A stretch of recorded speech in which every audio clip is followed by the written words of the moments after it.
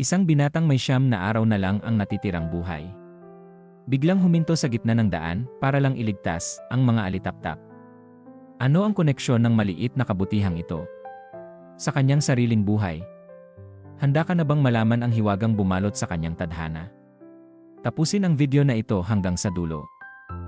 Ginagawa ko ang mga kwento't bidyong ito para bigyan ka ng inspirasyon at lakas sa bawat laban ng buhay. Huwag kalimutang i-like, mag-comment, at mag-subscribe. Maraming salamat sa suporta mo.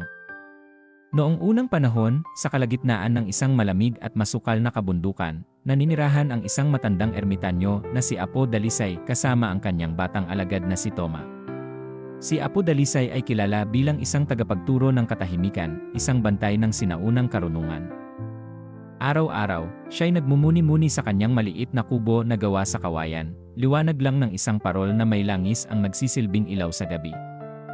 Si Toma, baguhang puno ng pag-asa, ay masigasig na natututo sa ilalim ng gabay ng matanda, tungkol sa kabutihan, disiplina, at ang tunay na halaga ng tahimik na pamumuhay.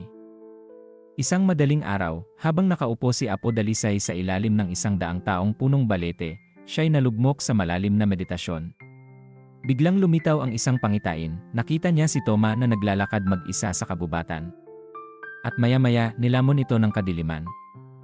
Isang numero ang lumitaw, 9. Agad niyang naunawaan, 9 na araw na lang ang natitira sa buhay ng binata. Nalungkot siya, ngunit alam niyang hindi palaging nakaukit ang tadhana. Gayunman, kung darating na ang wakas, nararapat lamang na makita pa ni Toma ang kanyang pamilya. Kinahapunan, tinawag niya si Toma. Toma, anak, wika ni Apo, panahon na para bumisita ka sa iyong pamilya. 9 na araw ang inilaan ko sa iyo. Bumalik ka sa ika-9. Napangiti si Toma. Salamat po, Apo. Miss na miss ko na po si nanay, lalo na ang tinola niya. Napilitan si Apo Dalisay na ngumiti, kahit puno ng lungkot ang kanyang puso. Mag-ingat ka, anak. Babalik ka, ha? Opo, Apo. Ingat din po kayo. Masiglang lumakad si Toma pababa ng bundok.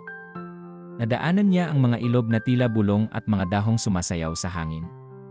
Sa kalagitnaan ng biyahe, huminto siya sa isang sapa upang magpahinga at uminom. Habang kumukuha ng tubig, may napansin siyang kakaiba, isang garapon na may mga alitaptap sa loob, na iwan sa tabi ng daan. Basag na ang ilalim at unti-unting napupuno ng tubig mula sa sapa. Naku! Kung hindi ko ito gagalawin, malulunod ang mga alitaptap, bulong niya. Mabilis siyang kumilos. Gumamit siya ng mga baging upang itali ang garapon, tinagilid ito upang hindi na mapuno ng tubig. Gumawa rin siya ng maliliit na butas sa takip para makalabas ang mga alitaptap. Isa-isa, nagliparan ang maliliit na ilaw. Si Tomay napangiti habang pinapanood silang maglaho sa dilim, parang mga bituing bumalik sa langit. Pagdating niya sa bahay, sinalubong siya ng yakap, halakhak, at pagkain. Bawat araw ay puno ng pagmamahal, tumulong siya sa pagtatanim, nakipaglaro sa bunsong kapatid, at nakinig sa mga kwento ni Lolo. Ngunit hindi niya makalimutan ang mga alitaptap.